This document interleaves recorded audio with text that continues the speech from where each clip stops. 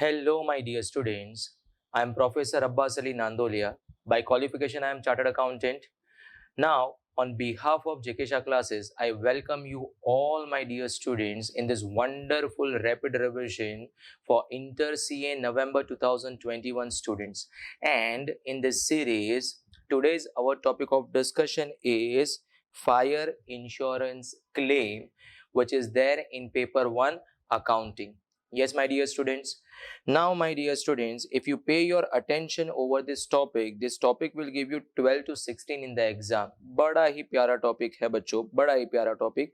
मतलब इस fire insurance claim chapter में बच्चों आपको दो बातें पढ़ाई करनी है, ठीक है? दो बातें। Number 1, loss of stock. अगर फैक्ट्री में आग लगे या गोडाउन में आग लग गई तो अगर मेरा स्टॉक जला उसमें तो स्टॉक का कितना इंश्योरेंस क्लेम मिलना चाहिए, that we will calculate. And number 2, my dear students, we will discuss loss of profit. अब आप मुझे बताओ, किसी प्रीमाइसिस में अगर आग लग जाए, सब कुछ अस्त व्यस्त हो जाएगा, तो कहना इसे वो बंदा बिजनेस नहीं कर पाएगा 3 से 4 महीने के लिए।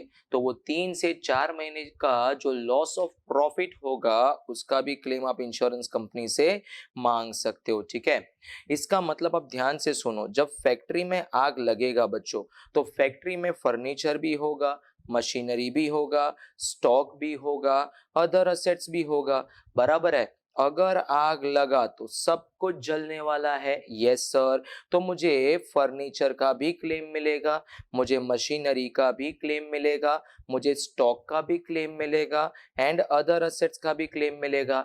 क्या मैं इंश्योरेंस एजेंट बना रहा हूं आप लोगों को? नहीं बच्चों, हमारा काम सीए बनना है। परंतु याद है, आप इस स्टॉक के साथ बड़ा खेलते हो, यस और नो? सीए की फील्ड में, अकाउंटेंसी में आप स्टॉक के साथ आप बड़ा खेलते हो, क्योंकि सीए फाउंडेशन कोर्स में अगर आपको याद हो तो एक चैप्टर था इन्वेंटरी, बड़ा खेला है आप लोगों ने इन्वेंटरी के साथ। एंड देयरफॉर इंस्टीट्यूट चाहता है जिस चीज के साथ हमारे सीए के बच्चे खेल ले उसका इन एंड आउट उनको पता होना चाहिए। And that is the only reason, अगर फैक्ट्री में आग लगा तो ये सबका क्लेम तो इंश्योरेंस एजेंट कैलकुलेट कर लेगा, उसका टेंशन नहीं है। परंतु आपको थोड़ा सा नॉलेज होना चाहिए कि स्टॉक अगर जल गया तो उसका क्लेम कितना होगा, ठीक है? अब मुझे बताइए, ये आग लगा 1 अप्रैल को, बराबर है? कहना इसे इस आग के लगने की वजह से लेट्स टेक एन एग्जांपल 3 महीने तक धंधा खराब हो गया। तो इन 3 महीने में जो भी प्रॉफिट का नुकसान हुआ उसका भी आप क्लेम कैलकुलेट करोगे, बिकॉज सारे सीए के बच्चे प्रॉफिट के पीछे बड़ा भागते हैं। और अगर प्रॉफिट का नुकसान हो गया तो हमारे बच्चों को पता तो होना चाहिए कि कितना क्लेम हम इंश्योरेंस कंपनी के पास से वसूल करें, यस और no my dear students? Yes. And therefore there are 2 topics, loss of stock and loss of profit. हालांकि बहुत सारी चीजों का क्लेम मिलेगा जब आग लगेगा, परंतु हमारे लिए बस स्टॉक के साथ खेलना है, प्रॉफिट के साथ खेलना है। आई होप इतना क्लियर होगा दिमाग में।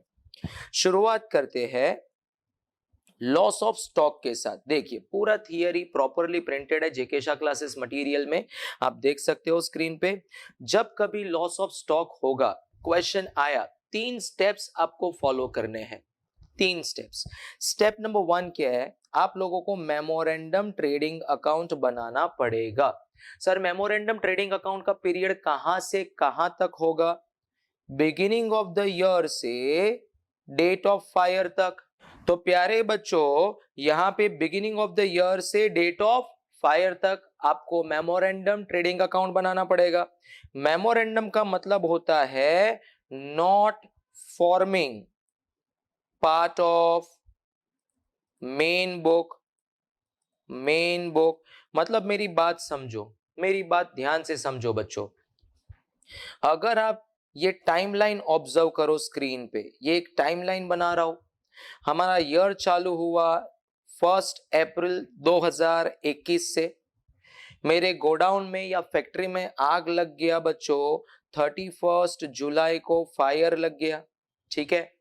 और फायर के बाद मेरा बिजनेस 31 दिसंबर तक डिसलोकेट हो गया, पूरे का पूरा बिजनेस डिसलोकेशन, करेक्ट, प्रॉफिट का नुकसान। ठीक, तो मुझे बताओ इस आग की वजह से इस दिन फैक्ट्री में मेरा स्टॉक जल गया होगा, यस और नो? एंड आग लगने के बाद 31 जुलाई से दिसंबर तक, सो अगस्त, सितंबर, अक्टूबर, नवंबर, दिसंबर, 5 महीने के लिए मेरा बिजनेस खराब हो गया। ठीक है, तो ये स्टॉक कितना जला और इसका क्लेम कितना होना चाहिए, ये मैं कैलकुलेट कर रहा हूं मेरे सबसे पहले पार्ट में। बताइए मुझे, फैक्ट्री में जब आग लगी तब कितना स्टॉक था, वो जानने के लिए 1 अप्रैल से 31 जुलाई का मेमोरेंडम ट्रेडिंग अकाउंट बना लीजिए आप।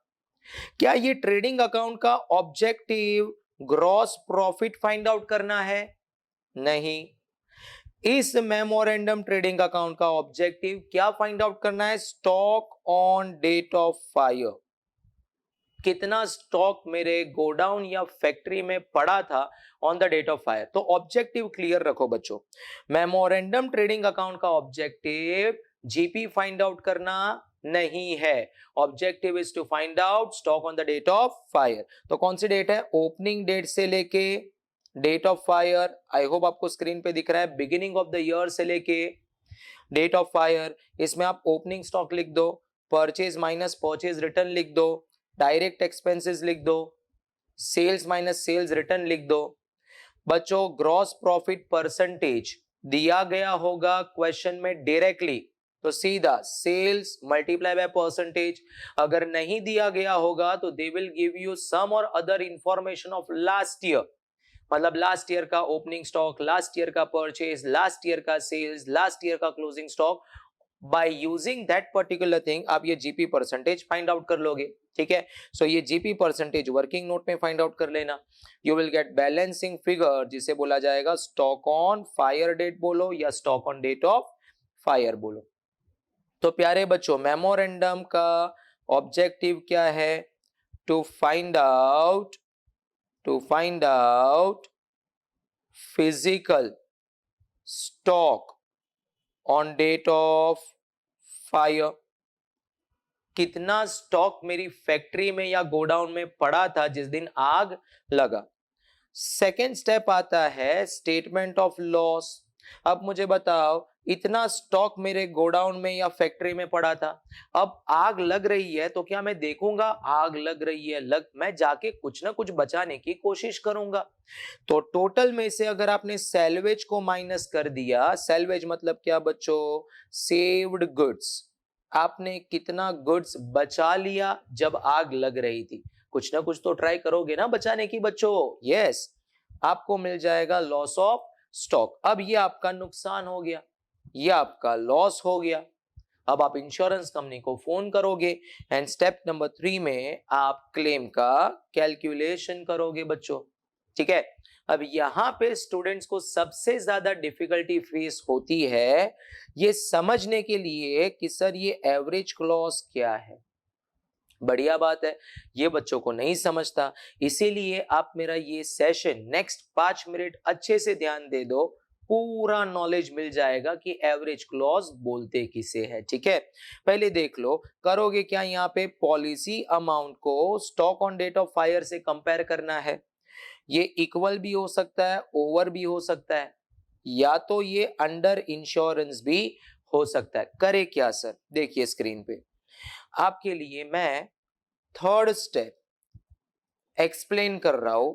पॉलिसी को आप कंपेयर करोगे stock on date of fire से। लेट्स टेक एन एग्जांपल, 40 रुपए का पॉलिसी है एंड जिस दिन फैक्ट्री में आग लगी, मेमोरेंडम ट्रेडिंग अकाउंट से आपको stock on date of fire मिलेगा। इसका मतलब क्या हो गया? अगर फैक्ट्री में आग लगती है तो आपका मानना है कि फैक्ट्री में 65 रुपए का माल पड़ा होगा, करेक्ट है? अकॉर्डिंगली आपको पॉलिसी लेनी चाहिए, परंतु आप यहां पे देखिए, आपका स्टॉक है फैक्ट्री में 65 रुपया, लेकिन आपने पॉलिसी कितने का लिया? 40 रुपया, बराबर है। मतलब आपका स्टॉक ज्यादा है, पॉलिसी कम है, इसे बोला जाता है बच्चों अंडर इंश्योरेंस। क्या बोला जाता है? Under insurance.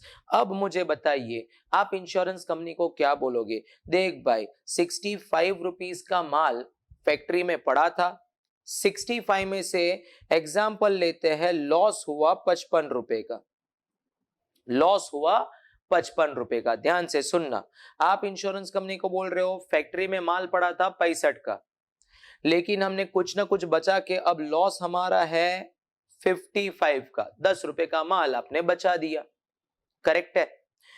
अब बच्चों इंश्योरेंस कंपनी को आप क्या बोल रहे हो मालूम है? चल 55 का हमारा लॉस हुआ, 40 का पॉलिसी है, पूरा 40 रुपया हमको दे दो। इंश्योरेंस कंपनी क्या बोलेगा? रुको रुको।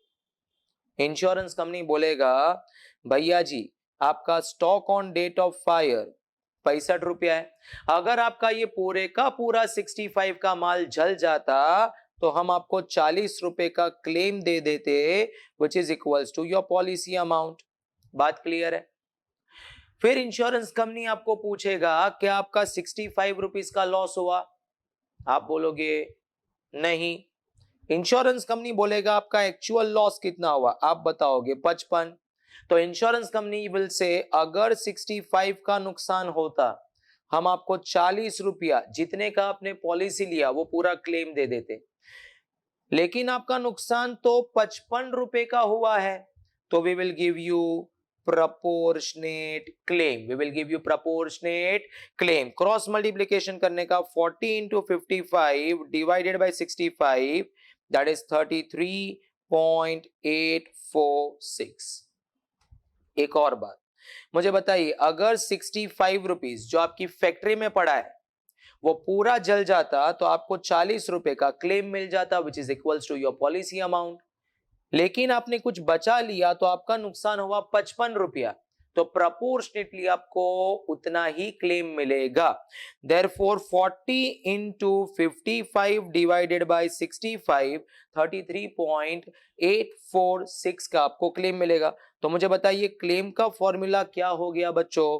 क्लेम का फॉर्मूला हो गया यहां पे policy multiplied by loss divided by stock on date of fire. बस इसी को बोला जाता है एवरेज क्लॉज। समझे मेरी बात? इसी को बोला जाता है एवरेज क्लॉज। सिंपल सी बात है। अगर यही एग्जाम्पल मैं कंटिन्यू करूं, लेकिन अब पॉलिसी ले लेता हूं 100 रुपया,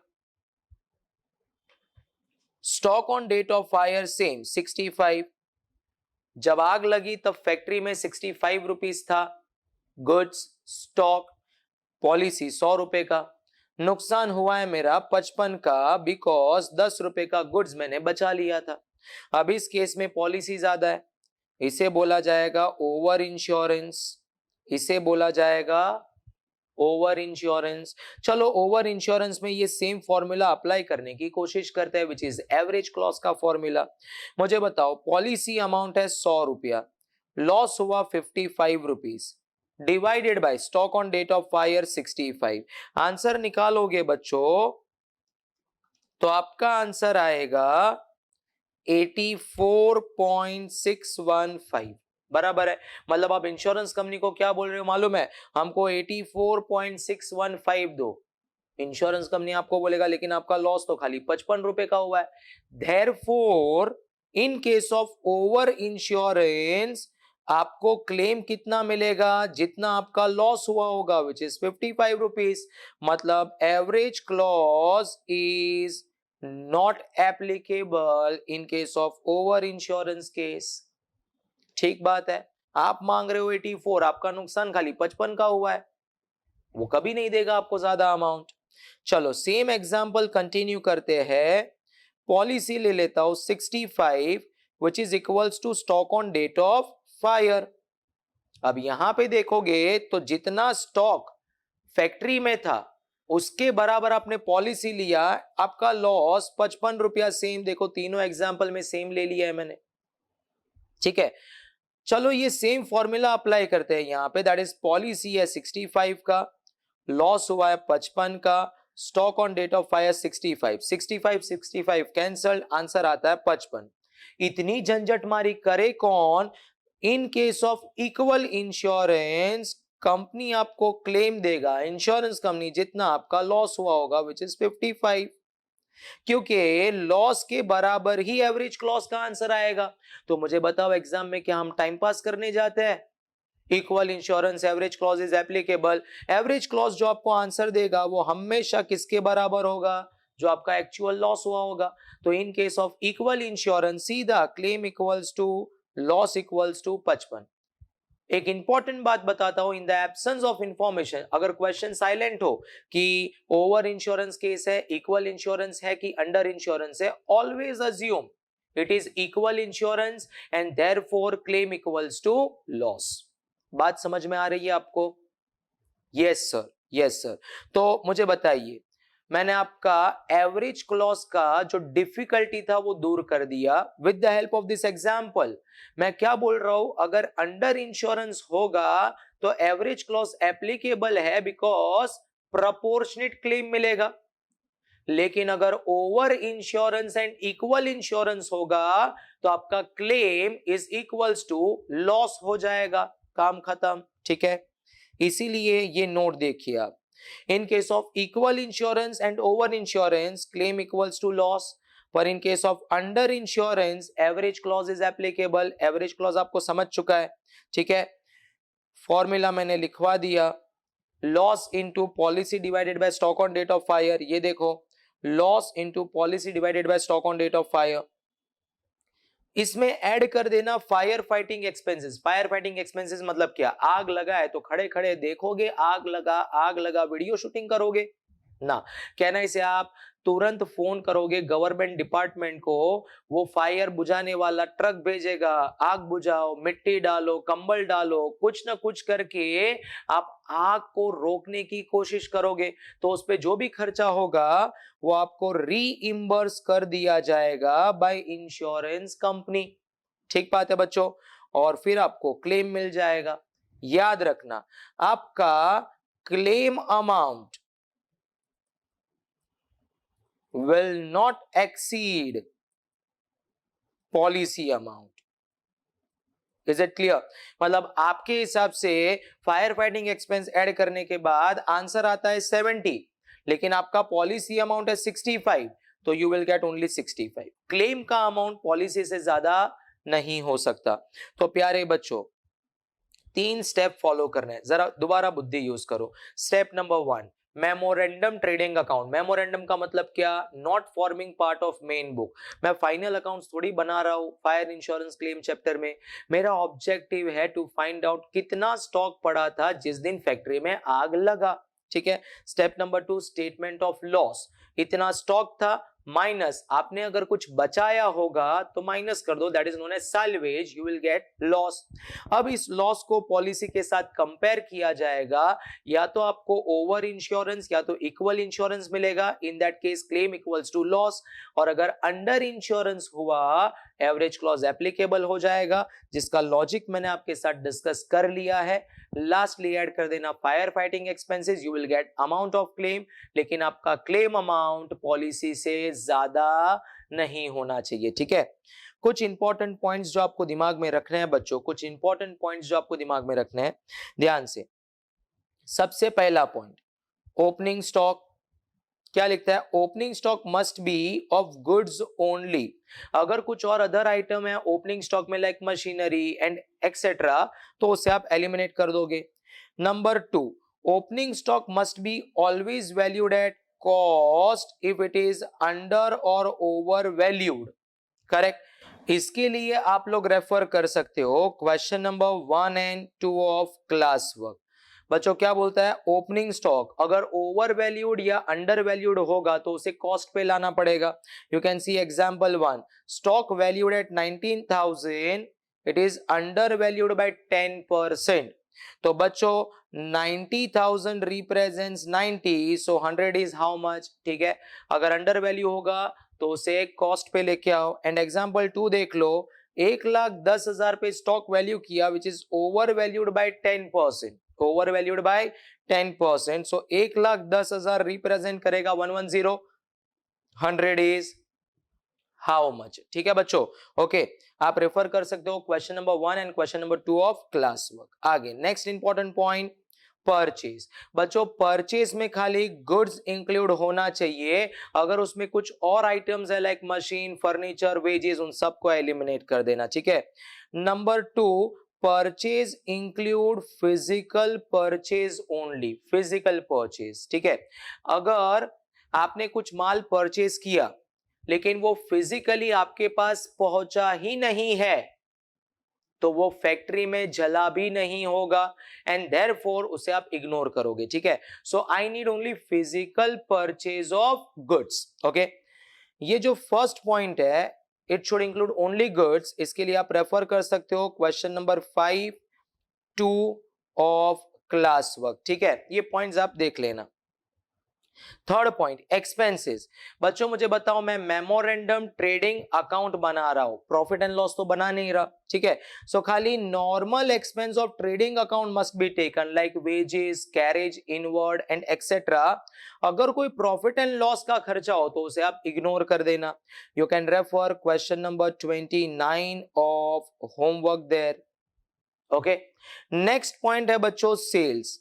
जब आप सेल्स रिकॉर्ड करोगे तो sale of goods will be recorded. अगर कोई और चीज बेची है वो मेमोरेंडम ट्रेडिंग में मत लिखना आप लोग। ठीक है, physical sales will be included. सोचो आपने माल बेचा, अगर आपने फिजिकली वो गुड्स फैक्ट्री के बाहर निकाल दिया है तो आप रिकॉर्ड करोगे, लेकिन क्वेश्चन में बोला है आपने गुड्स बेच दिया है लेकिन वो गुड्स अब तक डिलीवर्ड नहीं हुआ, फैक्ट्री में ही पड़ा है। अगर फैक्ट्री में पड़ा है इसका मतलब जिस दिन आग लगेगा उस दिन वो गुड्स भी जल जाएगा and therefore can I say वो stock on date of fire गिना जाएगा। करेक्ट है बच्चों। So sales means physical sale only. अगर फैक्ट्री के बाहर आपने भेज दिया है तो सेल्स रिकॉर्ड करोगे, अदरवाइज नहीं। ठीक है, नेक्स्ट पॉइंट है बच्चों ई point, out going of goods from business. अब मुझे बताओ मेरे बिजनेस से गुड्स बाहर जाता है, क्यों? पर्सनल यूज के लिए लेके गया, वो फ्री सैंपल, चोरी हो गया, goods send to consignee on consignment basis, correct, agent को भेजा, अप्रूवल पे भेजा, गुड्स सेंट ऑन सेल और रिटर्न, सेम है, ये सेम है। इवन ये वाला पॉइंट भी सेम है। ठीक है, अब मुझे बताओ मेरा गुड्स फैक्ट्री के बाहर गया, जरा सोचो, मैंने गुड्स बेचा, करेक्ट है, अब मैं गुड्स को धक्का मार के फैक्ट्री के बाहर भेज दिया और फिर आग लगा, तो मुझे बताओ जो गुड्स बाहर गया क्या वो गुड्स जला? नहीं, therefore we have to eliminate by crediting in memorandum trading account. You can refer question number 3, 4, 5 of class work. बच्चों यहाँ पे एक सिंपल सा रूल याद रखना। ठीक है, कई बार बच्चे, मैंने ऑलरेडी ऑब्जेक्टिव तो आपको बता दिया, मेमोरेंडम ट्रेडिंग अकाउंट का ऑब्जेक्टिव जीपी फाइंड आउट करना या एक्यूरेटली सेल्स फिगर या परचेज फिगर लिखना नहीं है, उसका ऑब्जेक्टिव खाली कितना फिजिकल स्टॉक फायर वाले दिन में गोडाउन या फैक्ट्री में था वो कैलकुलेट करना है।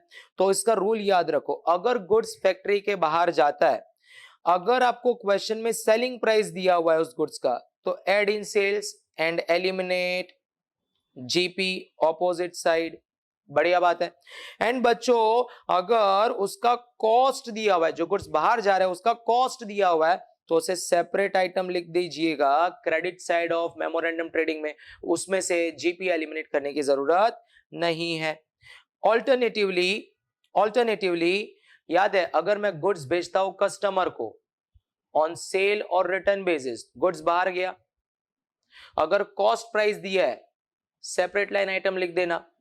लेकिन कुछ बच्चे होते हैं, नहीं सर एडजस्टमेंट में बोला है आधा गुड्स अप्रूव्ड हुआ है और आधा अभी भी उसके पास है, करेक्ट है, तो सर जो अप्रूव्ड हुआ है उसको हमें सेल्स रिकॉर्ड करना है, कर दो, जो हाफ पोर्शन अप्रूव्ड हुआ उसे सेल्स में ऐड कर देना, उसका जीपी एलिमिनेट कर दो and remaining half separate line लिख दो। ठीक है, this is that alternative treatment. Okay, next important point of discussion is GP percentage. बच्चों पॉइंट नंबर ए, बड़े केसेस है यहाँ पे, ध्यान दीजिएगा आप लोग। नंबर ए, अगर आपको GP percentage on net sales दिया हो, अगर क्वेश्चन में डायरेक्टली दिया हो दैट ये कंपनी 20% कमाती है, 25% कमाती है, अगर दिया हुआ हो क्लियरली, वेलकम कर लो उस जीपी परसेंटेज को। एंड बच्चों ये आपको दिख रहा है, मेमोरेंडम ट्रेडिंग अकाउंट जब बनाओगे तो सेल्स में से जीपी यहां पे एलिमिनेट कर देना आप लोग, ठीक है। इसके लिए आप रेफर कर सकते हो question number 4 and 5 of class work. ये एक इंपॉर्टेंट पॉइंट है, GP ratio directly given in question. दूसरा इंपॉर्टेंट केस पहले मैं डिस्कस कर लूं आप लोगों के साथ, that is D point, given detail of trading account of last year का purchase, sale, opening stock, goods बाहर गया, ऑन कंसाइनमेंट, सेल और रिटर्न, ये सारा लास्ट ईयर का इंफॉर्मेशन दिया होगा।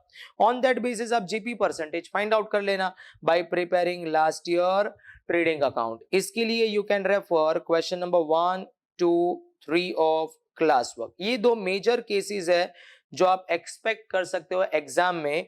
That is number 1 is what, GP percentage directly दिया जाएगा, या तो फिर बच्चों वो लास्ट ईयर का कुछ डेटा देगा, ऑन दैट बेसिस आप जीपी परसेंटेज फाइंड आउट कर लेना, ठीक है। इसके अलावा कुछ और चीजें है, लाइक बी वाला केस देखो, आपको जीपी का अमाउंट देगा एंड नेट सेल्स देगा लास्ट ईयर का, तो simple sales divided by that is GP divided by sales कर दोगे तो you will get GP percentage. So directly GP amount, directly last year का sales, you will get GP percentage. C point देखो बच्चों, यहां पे वेरियस सिचुएशंस आर देयर, जरा ध्यान से इस बात को समझ जाना, ठीक है।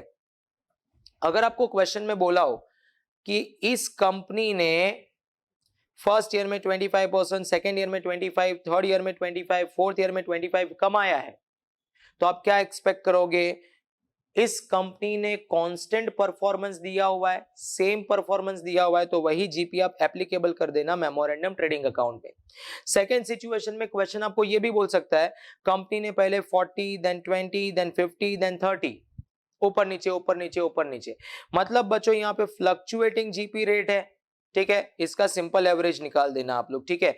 जरा मैं निकालता हूं, 40 plus 20 plus 50 plus 30 divided by 4 करोगे तो 35% आपको मिल जाएगा, ठीक है। थर्ड केस क्या बोलता है देखो, 20 से 30, 30 से 40, 40 से 50, ये इंक्रीजिंग ट्रेंड है, इंक्रीजिंग ट्रेंड है बच्चों, तो इसका भी आप एवरेज ले लोगे, ठीक है। अगर इंक्रीजिंग ट्रेंड मिला तो एवरेज ले लेना, that is 20 plus 30 plus 40 plus 50 divided by 4, correct है। अगर इंक्रीजिंग ट्रेंड होगा तो आप क्या लोगे, एवरेज। कई बच्चे बोलते हैं 20 का 30, 30 का 40, 40 का 50 का 60 ले लेते हैं, अगेंस्ट कंजर्वेटिज्म हो जाएगा, करेक्ट है बच्चों। कंजर्वेटिज्म बोलता है एक्सपेक्टेड प्रॉफिट को कभी बुक नहीं करना चाहिए, ठीक है, ध्यान देना। फोर्थ पॉइंट क्या बोलता है देखो, 30 का 25, 25 का 20, 20 का 15, देखो ये डिक्रीजिंग ट्रेंड आ रहा है, तो follow the trend. Decreasing trend होगा तो follow the trend, not coming to zero. खाली इतना ध्यान रखना ये जीरो ना हो जाए, तो यहाँ पे देखो 30 का 25, 25 का 20, 25 का 20 का 15, 15 का 10 ले लेना आप लोग, करेक्ट। देन 10 का 5 ले लेना आप लोग, ठीक है, ओके। अब ये सेंटेंस क्या था, मेक श्योर दैट जीरो नहीं होना चाहिए, इसके लिए ये लास्ट केस देखो, 40 का 30, 30 का 20, 20 का 10, बच्चा बोलेगा यहाँ पे 0% ना, जीरो आप नहीं ले सकते, ठीक है। 10 या 0 के बीच में आप कुछ भी ले सकते हो, 6 लो, 7 लो, 5 लो, जो भी लोगे आप नोट लिख देना। देखो यहाँ पे डिक्रीजिंग ट्रेंड होगा, coming down to 0, take between 0 and 10, let's say 5%, but right note, okay. तो case 1 is what, directly GP percentage दिया गया होगा, welcome. Case 2 is what, GP का अमाउंट दिया गया होगा, लास्ट ईयर का सेल्स दिया गया होगा, जीपी निकाल दीजिए, जीपी परसेंटेज। थर्ड केस में various situations we have discussed. D case में क्या बोला गया बच्चों, लास्ट ईयर का परचेज, सेल, ओपनिंग, क्लोजिंग, कहां पे गुड्स गया बाहर, वो सारा इंफॉर्मेशन दिया होगा। Prepare trading account and find out the GP percentage. Next is what, K1 on GP percentage on cost, बोला जाएगा 1/4 ऑन कॉस्ट, तो आपको मालूम है इट इज 1/5 ऑन सेल्स होता है, करेक्ट है, ये आप सीखे हुए हैं। सो सेल्स वाला रेशियो ले लेना आप। जी पॉइंट क्या बोलता है, सैल्वेज। सैल्वेज का मतलब क्या, सेव्ड गुड्स। याद है जब आप लॉस कैलकुलेट करोगे, लॉस ऑफ स्टॉक, तो stock on date of fire में से सैल्वेज माइनस करना, दैट इज सेव्ड गुड्स। जब इसका वैल्यूएशन करोगे तो make sure that it should be cost और market price which ever is less. ये बात आप ध्यान रखोगे बच्चों, ठीक है। इसके लिए वी हैव रेफरेंस, आप रेफर कर सकते हो बच्चों question number 3 of class work, correct है, question number 3 of class work. And last में फायर फाइटिंग एक्सपेंसेस, आग रोकने के लिए अगर आपने कोई खर्चा किया होगा, इंश्योरेंस कंपनी आपको पूरा रीइंबर्स कर देगी, but claim will not be more than policy amount, उससे ज्यादा नहीं होना चाहिए, ठीक है बच्चों। तो प्यारे प्यारे बच्चों मुझे बताइए, जब आप लॉस ऑफ स्टॉक का सम आंसर करोगे तो 3 स्टेप्स आप फॉलो करना मेन सॉल्यूशन में। Prepare memorandum trading account, loss of stock find out कीजिए, क्लेम कैलकुलेशन कीजिए।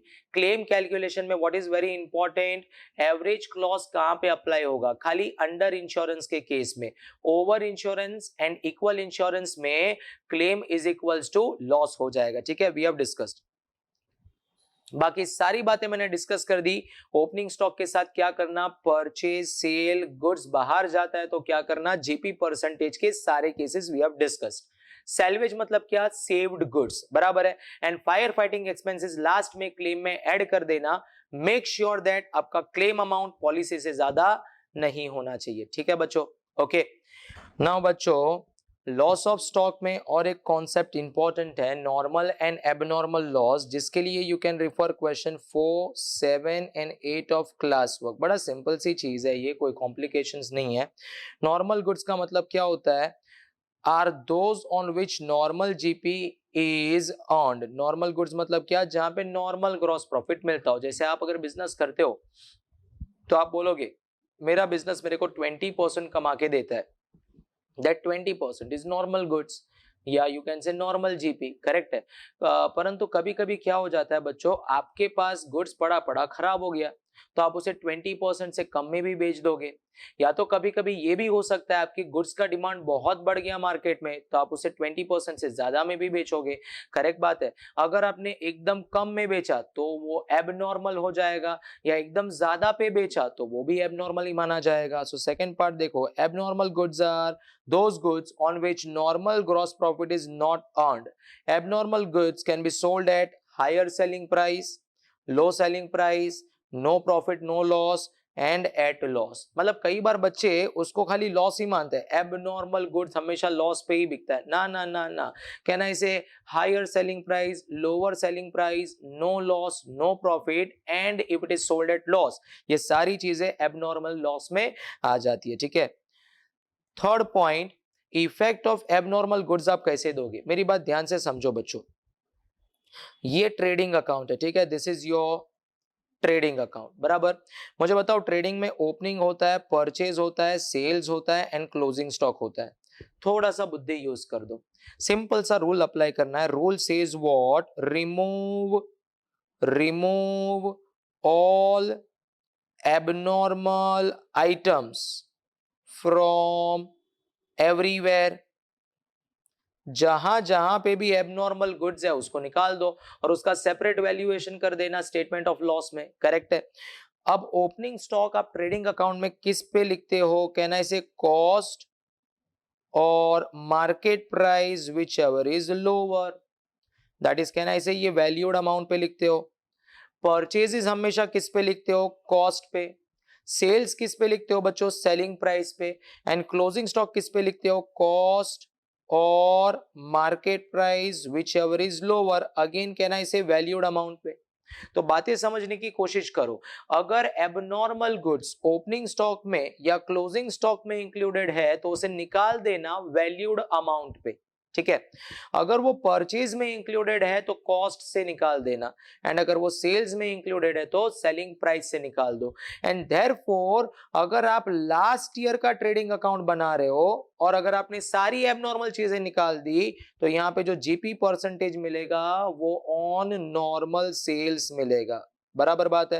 एंड अगर आपने यही चीज मेमोरेंडम ट्रेडिंग अकाउंट में कर दी, remove all abnormal items from everywhere, तो आपको जो stock on date of fire मिलेगा वो नॉर्मल गुड्स का मिलेगा, करेक्ट बात है, normal goods. You can refer question number 4, 7 and 8 of class work. यही बात हमने थर्ड पॉइंट में लिखी है, ओपनिंग एंड क्लोजिंग में से वैल्यूड फिगर माइनस करना, परचेज में से कॉस्ट निकाल देना, सेल्स में से सेलिंग प्राइस निकाल देना, ठीक है। Fourth point, if abnormal goods are included in sales या तो closing stock, then they must be included either in opening stock और purchase. Very important, extremely important you can say. कई बच्चे ये समझते ही नहीं है। मुझे बताओ, मेरा ट्रेडिंग अकाउंट है, मेरे पास ओपनिंग एंड परचेज कुछ पड़ा हुआ है, ठीक है। Let's take an example, opening में 10 यूनिट्स है, परचेज 100 यूनिट्स है। ये ओपनिंग प्लस परचेज क्या रिप्रेजेंट कर रहा है बच्चों? Total goods available, total goods available. बातें समझते हो? ये अवेलेबल गुड्स का आप क्या करोगे? दो काम हो सकता है, या तो उसको बेच दिया जाएगा वरना वो क्लोजिंग स्टॉक में रहेगा। करेक्ट है। Let's take an example, 90 units आपने बेच दिया तो क्लोजिंग स्टॉक में कितना यूनिट्स बचेगा? 20। सिंपल सी बात है। अब ये सेंटेंस आपको क्या बोल रहा है मालूम है? If abnormal goods are included in sales and closing stock. अब क्वेश्चन में खाली वो बोलेगा that abnormal goods are there in sales 10 units. मतलब सेल्स में 10 यूनिट किसका है बच्चों? सेल्स में 10 यूनिट एबनॉर्मल है। तो बच्चे बोलेंगे 10 यूनिट्स यहां से निकाल दो बिकॉज ये एबनॉर्मल है। चलो सेल से निकाल दिया, वेल एंड फाइन, पर उसका सोर्स भी निकालना पड़ेगा, ये भूलना नहीं। अगर आप सेल्स में से निकालते हो 10 यूनिट, मतलब ये 10 यूनिट या तो ओपनिंग स्टॉक या तो परचेजेस में होगा, and therefore you have to eliminate that units from the opening or purchase। कुछ भी ना बोला हो तो परचेज में से उसका कॉस्ट निकाल देना एंड सेल्स में से सेलिंग प्राइस निकाल देना, ठीक है। बड़ा इंपॉर्टेंट पॉइंट है। Last one, fifth, maintain record of abnormal goods in statement of loss at cost. अब बच्चों जब आप ये क्वेश्चंस रेफर करोगे, क्वेश्चन नंबर 4, 7 एंड 8, तो आपके सॉल्यूशन में आपको दिखेगा कि एबनॉर्मल गुड्स निकाल दिया है और उसका रिकॉर्ड में कहां पे मेंटेन कर रहा हूं? स्टेटमेंट ऑफ लॉस में, दैट इज स्टेप नंबर 2 में। My part A is normal goods lost and part B abnormal का हिसाब रखूंगा कॉस्ट पे। लास्ट में इंश्योरेंस कंपनी उसका कितना परसेंट देगा that I will write and I will calculate loss of stock. Is it clear बच्चों? ठीक है। तो प्यारे विद्यार्थियों, ये पूरा डिस्कशन कंप्लीट हुआ किसके बारे में बच्चों? लॉस ऑफ स्टॉक के बारे में, ठीक है। तो थोड़ी सी बातें हैं, अच्छी सी है, कुछ इंपॉर्टेंट पॉइंट्स दोबारा एक बार सुन लो। 3 चीजें आप बनाना फेयर सॉल्यूशन में। मेमोरेंडम ट्रेडिंग अकाउंट ऑब्जेक्टिव है फाइंड आउट करना फिजिकल स्टॉक फैक्ट्री में कितना था on the date of 5। Step number 2, statement of loss after deducting salvage कितना है। Step number 3, calculation of claim. ध्यान रखना एवरेज क्लॉज का मतलब मैंने समझा दिया है। अंडर इंश्योरेंस में एवरेज क्लॉज एप्लीकेबल है, over insurance and equal insurance में एप्लीकेबल नहीं होता, वहां पे क्लेम इक्वल्स टू लॉस हो जाएगा, ठीक है। कुछ इंपॉर्टेंट पॉइंट्स हमने ऑलरेडी डिस्कस किए। ओपनिंग स्टॉक अगर ओवर वैल्यूड अंडर वैल्यूड है तो टेक केयर, समझे। अगर परचेजेस में कुछ इंक्लूडेड है like furniture purchase and etcetera, निकाल दो क्योंकि मैं खाली गुड्स का क्लेम कैलकुलेट कर रहा हूं, ठीक है। ट्रेडिंग अकाउंट में खाली डायरेक्ट एक्सपेंसेस रिकॉर्ड करना, इनडायरेक्ट एक्सपेंस रिकॉर्ड नहीं करोगे। अगर ग्रॉस प्रॉफिट परसेंटेज डायरेक्टली दिया हुआ है तो वेलकम, नहीं दिया तो वो लास्ट ईयर का डेटा देगा, on that basis you have to prepare trading account. Clear बात है। जब सैल्वेज लिखो ना बच्चों तो कॉस्ट और market price whichever is lower लिखना आप लोग, ठीक है। एंड नेक्स्ट पॉइंट हमने डिस्कस किया नॉर्मल एंड एबनॉर्मल गुड्स का, जिसका रेफरेंस मैंने ऑलरेडी आपको दे दिया है, क्वेश्चन 4, 7 एंड 8, वो आप रेफर करोगे और आपका काम हो जाएगा, ठीक है बच्चों। This is all about loss of stock. अगर मैं इसके क्वेश्चंस का इंपॉर्टेंट पॉइंट आपके साथ एक बार डिस्कस कर लूं तो जरा स्क्रीन पे देखिए बच्चों, क्लास वर्क में क्वेश्चन नंबर 1 देखिए, सनबीम लिमिटेड, इन्होंने यहां पे जीपी परसेंटेज नहीं दिया, जीपी परसेंटेज नहीं दिया, तो हमें क्या करना पड़ेगा? लास्ट ईयर्स ट्रेडिंग अकाउंट बनाना पड़ेगा to find out GP percentage. समझो, लास्ट ईयर के ट्रेडिंग अकाउंट का ऑब्जेक्टिव होता है जीपी परसेंटेज फाइंड आउट करना, अमाउंट नहीं, ठीक है। एंड मेमोरेंडम ट्रेडिंग अकाउंट का ऑब्जेक्टिव होता है stock on date of fire find out करना, ठीक है। अब ये देखोगे बच्चों, 2017 में आग लगी तो लास्ट ईयर का ओपनिंग स्टॉक, लास्ट ईयर का क्लोजिंग स्टॉक, लास्ट ईयर का परचेज, लास्ट ईयर का सेल्स दिया हुआ है। Use this information and find out GP percentage. यहां पे एक इंपॉर्टेंट सी बात देखना, there was practice in the firm to value stock at cost less 10%, मतलब आपका स्टॉक अंडर वैल्यूड है, आपका स्टॉक अंडर वैल्यूड है, दैट इज 90 पे वैल्यू किया गया है, इंक्रीज करके 100 पे लेके जाना, ठीक है, ये इंपॉर्टेंट बात आप दिमाग में रखोगे। और लास्ट ईयर में they were valuing cost less 10%, immediately practice change करके उन्होंने कॉस्ट प्लस 10% कर लिया, मतलब चाहे वो अंडर वैल्यू हो या ओवर वैल्यू हो आप उसे 100 पे लेके आओगे। पॉलिसी का अमाउंट दिया हो बच्चों 40,000, ठीक है, आपको मालूम है, चेक करोगे लास्ट में ओवर इंश्योरेंस है, अंडर इंश्योरेंस है कि इक्वल इंश्योरेंस है, ठीक है। Important point of question 1 we discuss, इसके लिए आप रेफर कर सकते हो question number 14, question number 32, question number 25, question number 30, correct है, इतने सम्स आप देख लेना, you will get it. Question number 2, question number 2 में सर इंपॉर्टेंट पॉइंट क्या है, जरा ध्यान से देखना बच्चों, क्वेश्चन नंबर 2 में भी लिखा हुआ है कि ये जो ओपनिंग स्टॉक है valued at 90% of cost, under value है तो उसे प्रॉपर वैल्यू पे लेके आ जाना, और आगे देखोगे तो बोलता है 110% ऑफ कॉस्ट, मतलब क्लोजिंग स्टॉक को ओवर वैल्यू कर दिया, उसे भी उसकी औकात पे लेके आ जाना, ठीक है। आगे आप देखोगे तो बच्चों यहाँ पे लिखा है purchase of office equipment 4,000 wrongly included in purchases, अगर परचेज में गुड्स के अलावा कुछ इंक्लूडेड है उसे एलिमिनेट कर देना, करेक्ट है, एलिमिनेट कर दिया। यहाँ पे सेल्स में लिखा हुआ है एक्सक्लूडिंग सेल और रिटर्न का गुड्स, आप देखो यहाँ पे इन्होंने टोटल कितने की कॉस्ट फैक्ट्री के बाहर भेजी है सेल और रिटर्न पे 40,000, तो सिंपल काम करोगे मेमोरेंडम ट्रेडिंग अकाउंट में क्रेडिट कर देना 40,000 गुड्स फैक्ट्री के बाहर निकल गया है, तो जब आप बैलेंसिंग फिगर निकालोगे stock on date of fire, इसमें ये 40,000 काउंट नहीं होगा। ऑल्टरनेटिवली आप क्या कर सकते हो, आगे लिखा है आधा गुड्स अप्रूव्ड हुआ है, सो इसका आधा सेल्स में भेज लेना, जीपी एलिमिनेट कर दोगे, एंड आधा गुड्स कॉस्ट पे रिकॉर्ड करना, anyway this goods will not come in stock on date of fire. दूसरा एक इंपॉर्टेंट पॉइंट ओवर हियर बच्चों, अगर आप देखोगे the cross profit margin charge on the above is normal margin, ठीक है ना, लास्ट ईयर का जीपी निकाल देंगे। The salvage value is 10,000, calculate the amount of claim to be submitted to the insurance company, sir यहाँ पे policy नहीं दिया हुआ, पॉलिसी नहीं दिया हुआ तो आप क्या करोगे, अज्यूम इक्वल इंश्योरेंस, करेक्ट है। क्वेश्चन नंबर 2 का इंपॉर्टेंट पॉइंट। क्वेश्चन नंबर 3, ये क्वेश्चन एग्जाम में बहुत बार आया है, you can refer question number 16, question number 28, question 41, question 44, correct है, सिमिलर टाइप ऑफ सम्स है बच्चों, बिल्कुल घबराने की जरूरत नहीं है, मैं आपको रेफरेंसेस दे रहा हूं, होमवर्क एंड पास्ट एग्जाम जो कि जेके शाह क्लासेस में ऑलरेडी छापा गया है, यस और नो, ओके। अगर यहां पे देखोगे they have not given GP percentage, तो आप क्या करोगे, लास्ट ईयर ट्रेडिंग अकाउंट बनाना पड़ेगा to find out GP percentage, एक ये इंपॉर्टेंट पॉइंट है।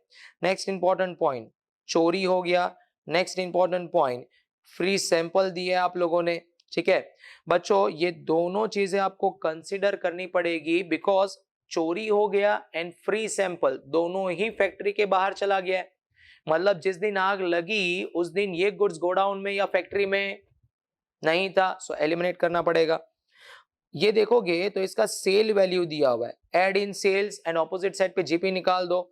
यहां पे अगर आप देखोगे बच्चों तो इसका कॉस्ट दिया हुआ है, इसे सेपरेटली लिख लो एंड जीपी निकालने की जरूरत नहीं है। Next important point is what, saved goods दिया हुआ है, that is salvage, but salvage का पॉइंट देखो बच्चों, sold at 17,600 at a loss of 1200, तो इसका कॉस्ट निकल जाएगा और market price which ever is lower, you have to consider this particular point. यहाँ पे पॉलिसी दिया हुआ है and everything is clear, so यहाँ पे 3 इंपॉर्टेंट पॉइंट, पॉइंट ए चोरी हुआ, पॉइंट बी फ्री सैंपल दिया, and point number C salvage will be valued at cost market price which ever is lower, ठीक है बच्चों, मैंने इसके रेफरेंसेस आपको दे दिए। क्वेश्चन नंबर 4, यहाँ पे नॉर्मल प्लस एबनॉर्मल गुड्स दोनों है, नॉर्मल प्लस एबनॉर्मल गुड्स दोनों है, तो बच्चों how you will deal with abnormal goods, मैंने ऑलरेडी बोल दिया है, remove all the abnormal items from everywhere and abnormal को सेपरेटली आप लिखना स्टेटमेंट ऑफ लॉस में। सर कैसे? ये देखिए यहां पे एबनॉर्मल गुड्स को मैंने निकाल दिया ओपनिंग में से, एबनॉर्मल गुड्स को मैंने निकाल दिया सेल्स में से, तो मुझे ये जो बैलेंसिंग फिगर मिलेगा stock on date of fire ये नॉर्मल गुड्स होगा, तो यहां पे नॉर्मल गुड्स सेपरेटली लिख दो एंड एबनॉर्मल का सेपरेट वैल्यूएशन कर दो। करेक्ट है, कहां पे? स्टेटमेंट ऑफ लॉस में। ये बात आप ध्यान रखोगे बच्चों। क्वेश्चन नंबर 4 सिंपल है, यहां पे आप देखना वेजेस में कुछ इंस्टॉलेशन ऑफ मशीन इंक्लूडेड है, निकाल दो उसको। यहां पे ये 2 पॉइंट्स दिमाग में रखना, गुड्स सेंट टू कंजाइनी निकाल दो, फैक्ट्री के बाहर चला गया है, and cost of goods distributed as free sample निकाल देना मेमोरेंडम ट्रेडिंग अकाउंट में से। करेक्ट है। क्वेश्चन नंबर 5, बिफोर दैट ये क्वेश्चन नंबर 4 का अगर आपको रेफरेंस चाहिए बच्चों, you can refer question number 47, question number 38 and question number 39 from the JK Shah classes material. Question number 5, question number 5 में क्या इंपॉर्टेंट है सर? ये देखिए परचेज, परचेज में मशीन इंक्लूडेड है, निकाल देना because only purchase of goods will be considered. Wages में इंस्टॉलेशन ऑफ मशीन इंक्लूडेड है, निकाल देना। ठीक है। सेल्स में बच्चों goods sold on approval basis is included 49,500, no approval has been received. क्या हो गया? आपने सेल्स में goods sold on approval basis add किया हुआ है, वो गुड्स आपके पास फैक्ट्री में तो है नहीं, फैक्ट्री के बाहर है। करेक्ट है, तो बच्चों रहने दो ना सेल्स में, बस सीधा जीपी एलिमिनेट कर दो। क्या मेमोरेंडम का ऑब्जेक्टिव जीपी फाइंड आउट करना है? ना, simple stock on date of fire find out करना है। सो यहां पे 2, 3 एंड 4 पॉइंट आप दिमाग में रखोगे बच्चों। यहां पे देखो जीपी परसेंटेज डायरेक्टली दिया हुआ है, so no need to prepare last years trading account. Correct.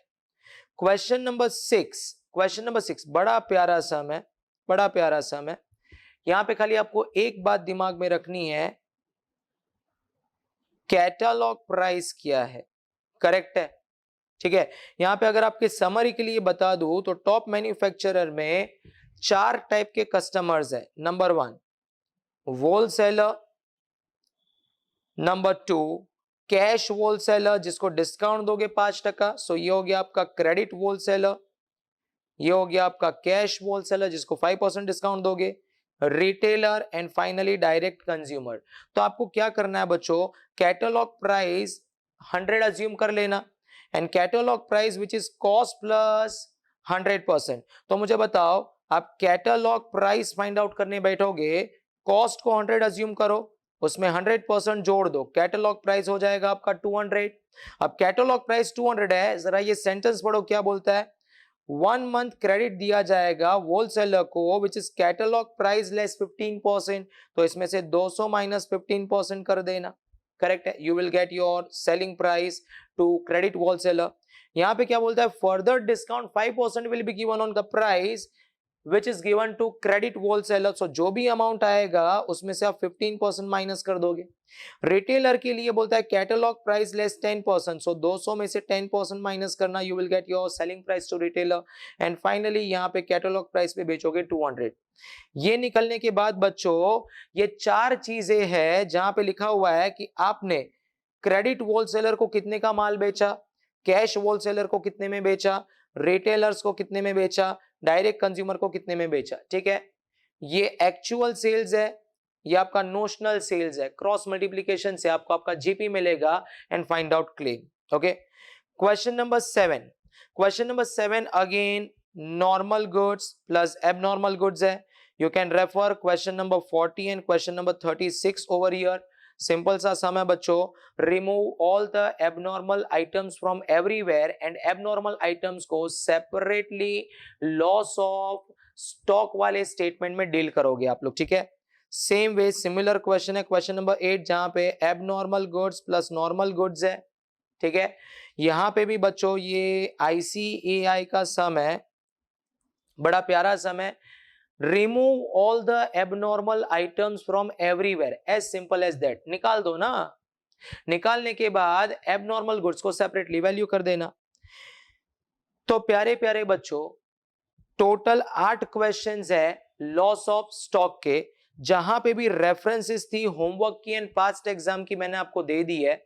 So with this effectively I can say loss of stock का मैंने रिवीजन आपको करवा दिया, क्लास वर्क के क्वेश्चंस आपको बता दिए, उसमें क्या पॉइंट्स आप दिमाग में रखोगे ये भी मैंने बता दिया, सॉल्यूशन आपके पास ऑलरेडी है एंड उसका रिलेटेड रेफरेंसेस मैंने आपको ऑलरेडी दे दिया है। करेक्ट है। आई होप आप अच्छे से इन बातों को समझ के वर्कआउट करोगे and try to get full marks in loss of stock. Okay बच्चों, now after loss of stock का डिस्कशन बच्चों, next important point of discussion is loss of profit. अब मैं सच्ची बताऊं, कई बच्चों को लॉस ऑफ स्टॉक तो समझ में आ जाता है, लॉस ऑफ स्टॉक उतनी दिक्कत वाली बात नहीं है, बच्चे फंस जाते हैं लॉस ऑफ प्रॉफिट में। अब बात समझने की कोशिश करो, लॉस ऑफ प्रॉफिट में ये जो प्रॉफिट वर्ड है ना बच्चों, इसका एक स्पेसिफिक मीनिंग है फायर इंश्योरेंस क्लेम चैप्टर में। प्रॉफिट का मतलब होता है gross profit in this particular chapter. अब ग्रॉस प्रॉफिट का भी एक स्पेसिफिक मतलब है यहाँ पे। ग्रॉस प्रॉफिट का मतलब होता है net profit plus insured standing charges. ये क्या बोल रहे हो सर आप, एग्जाम्पल के थ्रू समझा दीजिए। यस, देखो स्क्रीन पे एग्जाम्पल ले रहा हूं, एक प्रॉफिट एंड लॉस है, ठीक है, जहां पे ग्रॉस प्रॉफिट में दे रहा हूं 100 रुपया, यहां पे लिखा मैंने सैलरी, मैंने लिखा रेंट, मैंने लिखा इंटरेस्ट, मैंने लिखा printing and stationery, sundry expenses and finally net profit. बराबर है बच्चों, ये हो गया 30 20 10, नेट प्रॉफिट ले रहा हूं 25, इसको 10, इसको 5, ठीक है। अब मुझे बताइए, आग लगा, आग लगने के बाद आपका बिजनेस कहना इसे प्रैक्टिकली डिसलोकेट हो जाएगा फॉर फ्यू मंथ्स, 3-4 महीने के लिए you can not do the business because आग लग चुका है उस प्रीमाइसिस में, आप कैसे धंधा कर पाओगे, ठीक है। तो अब मुझे बताइए, आपका प्रॉफिट का नुकसान हो गया। अब कितना प्रॉफिट का नुकसान होगा समझने की कोशिश कीजिए। आप क्या बोलोगे, सर ये 25 रुपया मैं नहीं कमा पाऊंगा। अग्रीड, कहना इसे अगर आग लगेगा तो ये 25 रुपीज का नेट प्रॉफिट आपको नहीं होगा। बढ़िया बात है। इसी के साथ साथ बच्चों, कहना इसे ये सैलरी रेंट एंड इंटरेस्ट, क्या मैं बोल सकता हूं ये फिक्स्ड एक्सपेंस है। आग लग गया, 3 महीने तक धंधा है ही नहीं, पर फिर भी वर्कर्स को सैलरी, प्रीमाइसिस का रेंट एंड अगर लोन लिया होगा तो उस पे इंटरेस्ट पे करना ही पड़ेगा। They are fixed charges, they are fixed expenses. बराबर बात है बच्चों। एक तो प्रॉफिट का नुकसान हुआ, ऊपर से ये खर्चा मुझे करना ही पड़ेगा चाहे बिजनेस हो कि ना हो। करेक्ट है। तो इसे भी बोला जाएगा लॉस ऑफ प्रॉफिट। खर्चा होना is as good as loss of profit. तो बच्चों ये जो फिक्स्ड एक्सपेंसेस है ना, इसे आप इंश्योर्ड करवा सकते हो इंश्योरेंस कंपनी के पास। आप इंश्योरेंस कंपनी को जाके बोलना, सर देखो मैं बिजनेस तो नहीं कर रहा, फिर भी ये खर्चा इंकर हो रहा है, मतलब मेरा तो नुकसान ही है। नुकसान is as good as loss of profit. Correct बात है बच्चों। तो इंश्योरेंस कंपनी बोलेगा बढ़िया बात है, मैं आपको ये 60 रुपए का इंश्योरेंस करके दे दूंगा, प्लस ये जो नेट प्रॉफिट का आपका नुकसान हुआ उसका भी मैं आपको इंश्योरेंस करके दे दूंगा। बच्चे बोलेंगे सर तो what about this printing and stationery and sundry expenses, कहना इसे इसको आप अवॉइड कर सकते हो, इसको आप अवॉइड कर सकते। मुझे बताओ, आग लगी है, 3 महीने तक बिजनेस हो ही नहीं रहा है, कहना इसे आप printing and stationery and sundry expenses को कंट्रोल कर लो, जेरोक्स मत निकालो, चाय पानी का नाश्ता खर्चा इंकर मत करो, this you can avoid. Correct है। पर फिक्स्ड एक्सपेंसेस को आप अवॉइड नहीं कर सकते। तो इंश्योरेंस कंपनी क्या बोलेगी, भाई साहब जो खर्चा आप अवॉइड कर सकते हो, आग लगने के बाद printing and stationery, sundry expenses, miscellaneous expenses, चाय पानी नाश्ता कंट्रोल हो सकता है, उसको मैं इंश्योर्ड नहीं करूंगा।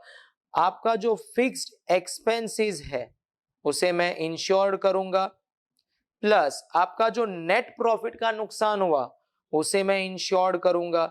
Is it clear. मतलब इफेक्टिवली जो ग्रॉस प्रॉफिट है 100 रुपीज, उसमें से 60 रुपीज फिक्स्ड एक्सपेंसेस का इंश्योरेंस हो रहा है एंड 25 रुपीज नेट प्रॉफिट का इंश्योरेंस हो रहा है, मतलब आउट ऑफ 100 खाली 75 रुपीज और यू कैन से 85 रुपीज का इंश्योरेंस हो रहा है बच्चों, करेक्ट है।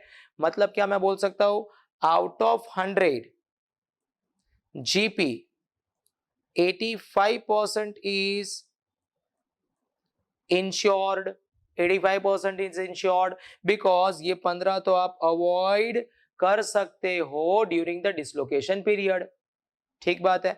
तो याद रखना लॉस ऑफ प्रॉफिट चैप्टर में प्रॉफिट का मतलब होता है ग्रॉस प्रॉफिट, ग्रॉस प्रॉफिट का एक स्पेसिफिक मतलब होता है that is net profit and insured standing charges. Insurance company insurance किसका करेगी, फिक्स्ड एक्सपेंसेस का करेगी, ठीक है बच्चों, ओके। जब आप लॉस ऑफ प्रॉफिट का सॉल्यूशन बनाने बैठोगे तो कुछ चीजें आप दिमाग में रखना। Number one actual dislocation period, मतलब आपका बिजनेस कितने महीने के लिए अफेक्ट हो गया। Let's take an example, 6 months के लिए आपका बिजनेस अस्त व्यस्त हो गया। Point number 2 indemnity period. What is the meaning of indemnity period, आपने जब इंश्योरेंस लिया होगा, कहना इसे आग लगने से पहले, प्रॉफिट का नुकसान होने से पहले आपको पॉलिसी लेना पड़ता है। जब आप पॉलिसी लेने जाओगे तो इंश्योरेंस कंपनी आपको पूछेगा सर आपको क्या लगता है अगर आग लगेगा तो आपका कितने महीने का प्रॉफिट का नुकसान होगा, वो टाइम पे आपको बोलना पड़ता है। लेट्स टेक एन एग्जांपल, आपने बोला 5 महीने का नुकसान होगा, ठीक है, सो अकॉर्डिंगली आप पॉलिसी ले लोगे। थर्ड पॉइंट 1 और 2 which ever is less consider करना है। आपका actual period of dislocation 6 months, जबकि इंडेमनिटी पीरियड पॉलिसी कवर करता है खाली 5 महीना। पॉलिसी क्या बोलेगा, मैं 6 महीने का नुकसान थोड़ी देगा, which ever is lower I will give you only 5 months का नुकसान, बिकॉज आपने पॉलिसी खाली 5 महीने का लिया है। अगर मैं इसे रिवर्स कर दूं, 5 महीने का एक्चुअल डिसलोकेशन एंड 6 महीने का पॉलिसी, तो पॉलिसी क्या बोलेगा, मैं आपको क्लेम दूंगा खाली एक्चुअल पीरियड 5 महीने का। Is it clear? So always which ever is lower you have to consider. Step number 4 actual sales during dislocation period, correct बात है। मतलब बच्चों फायर के बाद जो बिजनेस आपका अस्त व्यस्त हुआ उस पीरियड में एक्चुअल सेल्स कितना हुआ उसका इंफॉर्मेशन क्वेश्चन में दिया जाएगा, ठीक है। इसे आप कंपेयर करोगे एडजस्टेड स्टैंडर्ड टर्नओवर से। सर स्टैंडर्ड टर्नओवर का मतलब क्या होता है, sales in last year for dislocation period. मतलब बच्चों सोचो, मेरा बिजनेस 31 मई को आग लगा, बिजनेस अफेक्ट हो गया 31 जुलाई तक, ठीक है। मई से लेके जुलाई, जून जुलाई 2 महीना हुआ, 2 महीने के लिए मेरा बिजनेस बिगड़ गया। तो एग्जैक्टली यही 2 महीना लास्ट ईयर में जितना सेल्स हुआ होगा उसे बोला जाता है स्टैंडर्ड टर्नओवर। पर ये स्टैंडर्ड टर्नओवर तो लास्ट ईयर को रिप्रेजेंट करेगा, ठीक है। इसमें आपको बच्चों एडजस्ट करना पड़ेगा trend in turnover, trend in turnover, ठीक है। मतलब सोचो क्वेश्चन में बोला जाएगा कि लास्ट ईयर में जितना सेल्स था उसके मुकाबले करंट ईयर में सेल्स 10% से बढ़ने वाला था, लेकिन आग लग गई, करेक्ट है। So that 10% will be treated as what, trend in turnover. तो मुझे बताइए आप एक्चुअल सेल्स को कंपेयर करोगे same sales in the last year से तो आपको 6th पॉइंट में क्या मिलेगा, short sales. Short sales is nothing but adjusted standard turnover, that is step number 5 minus step number 4 actual sales। तो बच्चों स्टैंडर्ड टर्नओवर में से आप एक्चुअल सेल्स निकाल दोगे तो आपको लॉस मिल जाएगा। लॉस किसका, कितना सेल्स आपका नहीं हो पाया। 7th स्टेप में आप जीपी परसेंटेज निकालोगे। ऊपर मैंने बता दिया इंश्योरेंस क्लेम चैप्टर में प्रॉफिट का मतलब क्या होता है, net profit plus insured standing charges divided by sales into 100। परंतु बच्चों ये सारा डेटा लास्ट ईयर का होगा, तो इसमें भी आपको एडजस्ट करनी पड़ेगी जीपी की trend which will be given in question. जब आप ट्रेंड एडजस्ट करोगे तो आपको मिल जाएगा एडजस्टेड जीपी परसेंटेज। करेक्ट है। सो स्टेप नंबर 8 में आपको लॉस ऑफ जीपी मिल जाएगा, that is loss of profit मिल जाएगा। Step number 6 short sales multiply by step number 7 adjusted GP percentage. ठीक है। सो इफेक्टिवली यहाँ पे काम खत्म हो जाता है आपका। सर हमारा चैप्टर था लॉस ऑफ प्रॉफिट, सर जितना भी प्रॉफिट का नुकसान हुआ, प्रॉफिट मतलब जीपी, वो हमने निकाल दिया, बढ़िया बात है। बट बच्चों यहाँ पे कुछ आपको कैलकुलेट करना पड़ेगा, एडिशनल एक्सपेंस का क्लेम। सर ये एडिशनल एक्सपेंस क्लेम क्या होता है, बात ये समझने की कोशिश करो। मेरा प्रीमाइसिस जल गया, करेक्ट है, बिकॉज ऑफ फायर, और दिवाली का सीजन था। अब मैं चाहता था कि चलो कुछ ना कुछ तो धंधा हो जाए, तो मैंने क्या किया, बाजू वाला प्रीमाइसिस रेंट पे ले लिया। अब जो प्रीमाइसिस जला था उसका रेंट तो दे ही रहा हूं मैं, करेक्ट है, because rent is fixed expense, और बाजू वाला प्रीमाइसिस भी मैंने रेंट पे ले लिया, तो एडिशनल एक्सपेंसेस आ गया बिकॉज ऑफ फायर। अब एडिशनल खर्चा होना is as good as loss of profit. ठीक है बच्चों, तो एडिशनल एक्सपेंस का क्लेम कैलकुलेट किया जाएगा। ओके, अब यहां पे एडिशनल क्लेम में 3 कंडीशंस है, ए बी एंड सी। आप एक्चुअल खर्चा क्लेम कर दो, या तो फिर GP percentage multiplied by reduction in turnover avoided due to additional expenses, reduction in turnover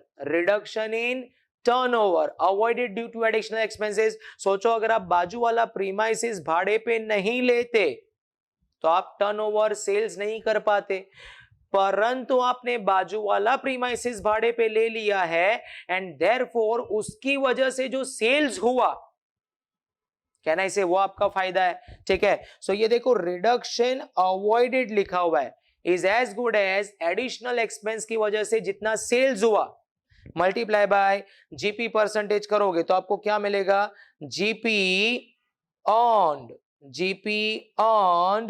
due to additional expense, GP earned due to additional expense. So insurance company आपको क्या बोलेगा, या तो आपको एक्चुअल खर्चा दे दूंगा मैं, या तो अमाउंट इज इक्वल्स टू जितना प्रॉफिट आपने कमाया होगा ड्यू टू एडिशनल एक्सपेंस, उतना पैसा दे दूंगा एडिशनल एक्सपेंस का। ठीक है।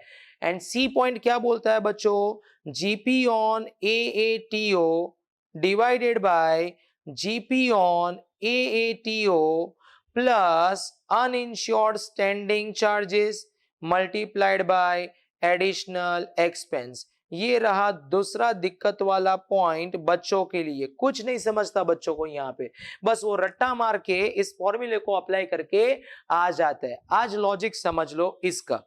बच्चों मुझे बताओ, ऊपर मैंने आपके लिए याद है प्रॉफिट एंड लॉस बनाया था, जिसमें 100 रुपीज में से, ये देखो 100 रुपीज में से 85% इंश्योर्ड था। ठीक है। तो यहां पे आओ, मुझे बताओ जीपी का मतलब क्या होता है, वही एग्जांपल, जीपी का मतलब क्या होता है, net profit plus insured standing charges बराबर है। जीपी का मतलब क्या होता है, net profit plus insured standing charges plus uninsured standing charges. तो मुझे बताइए, नेट प्रॉफिट मेरे एग्जांपल में 25 था, इंश्योर्ड स्टैंडिंग चार्जेस 60 था, अनइंश्योर्ड स्टैंडिंग चार्जेस 15 था, टोटल हो गया 100, डिनोमिनेटर में आ गया 100, एंड न्यूमरेटर में अगर आप देखोगे तो net profit 25, insured standing charges 60, it means total 85 is there, correct? So 85 divided by 100 if you will do, you will get ratio of insured portion, correct?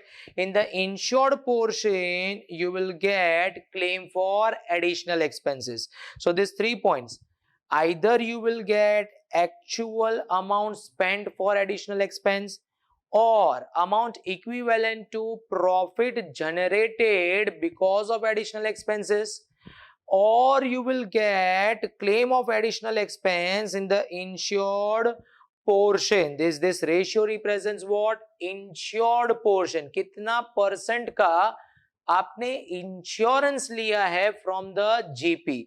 Correct बात है बच्चों. Which ever is lower you have to consider. So final आपका claim amount कितना बनेगा बच्चों? जितना आपका loss of GP हुआ है जो आपने स्टेप नंबर 8 में कैलकुलेट किया, plus claim of additional expenses. Claim of additional expenses correct है. जो भी आएगा आपका claim, this claim will be compared with GP on AATO. Correct बात है. ये जो टोटल क्लेम आप मांग रहे हो इंश्योरेंस कंपनी के पास से, वो कंपेयर किया जाएगा जीपी ऑन एएटीओ के साथ. सर क्यों जीपी के साथ? बिकॉज आपको मालूम है कि आपको पॉलिसी कितना लेना पड़ेगा जीपी के बराबर. दैट इज नथिंग बट 100 में से 85 रुपीज इंश्योरेंस कंपनी इंश्योर्ड करेगा, तो आपका पॉलिसी अमाउंट कितना होना चाहिए? 85 रुपीज. सो जितना आपका जीपी होगा, एएटीओ मतलब adjusted annual turnover. Annual turnover का मतलब क्या होता है? आग लगी उसके पहले 12 महीने. करेक्ट है. सो ये 12 महीने की सेल्स का जीपी है, तो जितना जीपी होगा उसके बराबर लॉजिकली पॉलिसी होना चाहिए. करेक्ट है. सो जीपी के साथ क्लेम को कंपेयर करो. अगर अंडर इंश्योरेंस आया तो average clause is applicable like हम लॉस ऑफ स्टॉक में करते थे. एंड अगर over insurance and equal insurance आया तो जितना क्लेम आप मांग रहे हो वो इंश्योरेंस कंपनी आपको दे देगा. ठीक है बच्चों. तो प्यारे बच्चों, लॉस ऑफ प्रॉफिट में आपको खाली ध्यान कहां पे रखना है कि सर ये एडिशनल क्लेम कैलकुलेशन में 3 कंडीशंस होती थी. बड़ी दिक्कत होती थी समझने में. You will get either actual, या तो फिर जो प्रॉफिट आप कमाओगे बिकॉज ऑफ एडिशनल एक्सपेंस, या तो फिर एडिशनल एक्सपेंस का insured portion. Which ever is lower you have to consider. ठीक है बच्चों. अब जरा क्वेश्चंस देखो आप लोग. लॉस ऑफ प्रॉफिट में क्वेश्चन नंबर 9 बड़ा सिंपल सा सम है. सारी चीजें दी हुई है. एक्चुअल टर्नओवर मतलब जिस पीरियड में डिसलोकेशन हुआ, turnover for the same dislocation period but in the last year, तो इसे आप स्टैंडर्ड टर्नओवर बोलोगे. ठीक है. नेट प्रॉफिट लास्ट ईयर का, insured standing charges last year का, टर्नओवर लास्ट ईयर का. So third, fourth and fifth को यूज करके आप जीपी परसेंटेज निकालोगे लास्ट ईयर की. Turnover for the year ending 30th जून 2016 मतलब आग लगी उसके पहले 12 महीने, तो ये आपका एनुअल टर्नओवर हो जाएगा बच्चों. करेक्ट है. टोटल स्टैंडिंग चार्जेस के 2 हिस्से होंगे, insured standing charges and uninsured standing charges. Correct. सारी बातें सिंपल है and you will get it. इसके रिलेटेड सम आपको होमवर्क में मिल जाएंगे या पास्ट एग्जाम में. Question number 17, question number 43, question number 48. तो बातें सिंपल होती है, खाली लॉस ऑफ प्रॉफिट निकाल दो प्लस एडिशनल एक्सपेंस का कितना क्लेम आप मांगोगे इंश्योरेंस कंपनी के पास से. ठीक है बच्चों. Question number 10. क्वेश्चन नंबर 10 में इफ यू सी बातें बड़ी सिंपल है. Everything they have given but यहां पे ट्रेंड आपको चेक करना पड़ेगा. ठीक है. Increase of turnover by 10%, so ये दिया हुआ है trend in turnover. And increase in GP by 2%, तो ये दिया हुआ है ट्रेंड इन जीपी. तो जब आप स्टैंडर्ड टर्नओवर कैलकुलेट करोगे एंड एनुअल टर्नओवर कैलकुलेट करोगे तो आपको ट्रेंड एडजस्ट करना पड़ेगा. एक बात ध्यान रखना, जब एनुअल टर्नओवर कैलकुलेट करो, कैलकुलेशन के बाद जब आप ट्रेंड एडजस्ट करोगे तो make sure that trend will be adjusted in last year sales only. Correct बात है. तो एनुअल टर्नओवर में जो आप ट्रेंड एडजस्ट करोगे वो खाली लास्ट ईयर के टर्नओवर में एडजस्ट करोगे. इसके लिए you can refer question number 15 and question number 46 from the JK Shah classes material. अब बच्चों आता है क्वेश्चन नंबर 11। यहां पे खाली आप देखोगे तो सेल्स का डेटा दिया हुआ है, दैट्स इट, सेल्स डेटा। जब कभी आपको खाली सेल्स का डेटा दिया जाएगा, आपको ध्यान रखना है इस इंफॉर्मेशन में से try to develop actual turnover, that is जिस पीरियड में डिसलोकेशन हुआ उस पीरियड में एक्चुअल सेल्स कितना, try to find out standard turnover और उसको एडजस्ट कर दोगे आप लोग with respect to trend, and try to find out annual turnover और इसको भी आप एडजस्ट कर दोगे based on the trend. But annual में याद रखना trend will be adjusted only with respect to last year sales, ठीक है। एक और इंपॉर्टेंट बात बता दूं मैं, जब कभी सेल्स का डेटा दिया हो लास्ट ईयर का तो always check for trend in turnover, correct है, trend in turnover. So question number 11 में ये चार बातें ध्यान रखोगे। क्वेश्चन नंबर 12 एक कॉम्बो क्वेश्चन है जिसमें loss of stock plus loss of profit दोनों पूछा गया है बच्चों, करेक्ट है। So this kind of sum you can expect in the exam for 16 marks, correct है। जहां पे देखो लास्ट ईयर का ट्रेडिंग अकाउंट दिया हुआ है, करेक्ट है, तो लास्ट ईयर का GP divided by last year का सेल्स करोगे तो जीपी परसेंटेज मिल जाएगा लॉस ऑफ स्टॉक के लिए, इसमें आप ट्रेंड एडजस्ट कर देना, आपका लॉस ऑफ स्टॉक कंप्लीट हो जाएगा, ठीक है। नाउ लॉस ऑफ प्रॉफिट में जब आओगे तो आपको ध्यान देना पड़ेगा बच्चों कि एक्चुअल सेल्स कितना हुआ, स्टैंडर्ड टर्नओवर कितना है एंड एनुअल टर्नओवर कितना है, and for that purpose this information C is given, इसका यूज करके आप वो निकाल दोगे। इस वाले क्वेश्चन में adjustment A and B deals with loss of stock and फिर उसके नीचे लॉस ऑफ प्रॉफिट डील होता है बच्चों, ठीक है, ओके। ये देखिए एडिशनल एक्सपेंसेस इंकर किया हुआ है।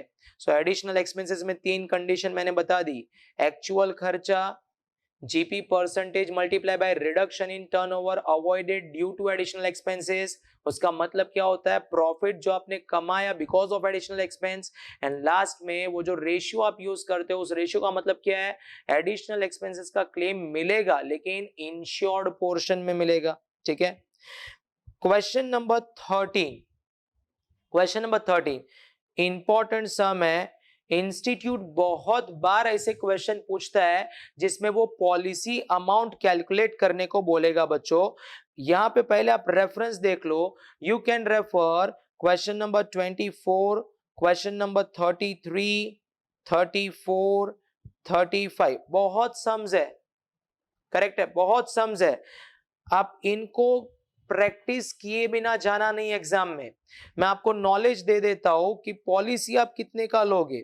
सिंपल है बच्चों, अगर मैं बोलूं कि आपको पॉलिसी लेना है फॉर लॉस ऑफ प्रॉफिट, तो मुझे बताओ ना आपका पॉलिसी अमाउंट किसके बराबर होना चाहिए, प्रॉफिट के बराबर।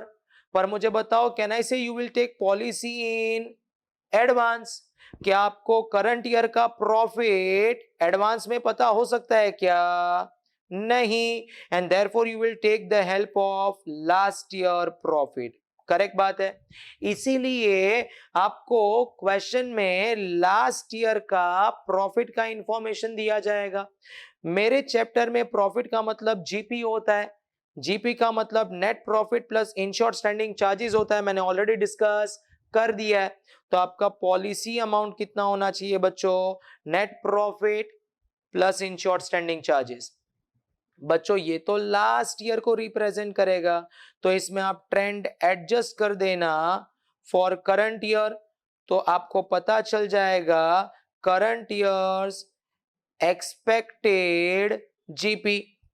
इसमें आप ऐड कर देना अगर कुछ एडिशनल फिक्स्ड एक्सपेंसेस आप इंकर करने वाले हो, finally you will get your policy amount, ठीक है। वन मोर टाइम जरा स्क्रीन पे ध्यान दे दो, आपका पॉलिसी अमाउंट कितना होना चाहिए, जितना आपका प्रॉफिट होगा।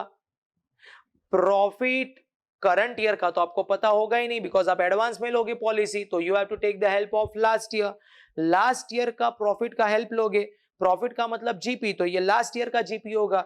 जीपी का मतलब net profit plus insured standing charges, ये लास्ट ईयर का होगा। उसमें आप ट्रेंड एडजस्ट कर दो, you will get current year का एक्सपेक्टेशन, एंड उसमें आप ऐड कर देना अगर कोई additional fixed expenses current year में इंकर करने वाले हो, you will get your policy amount. ठीक है बच्चों, तो ये पॉलिसी वाले सम्स आप अच्छे से देख के जाओगे, जिसमें question number 13 is important. Correct है बच्चों।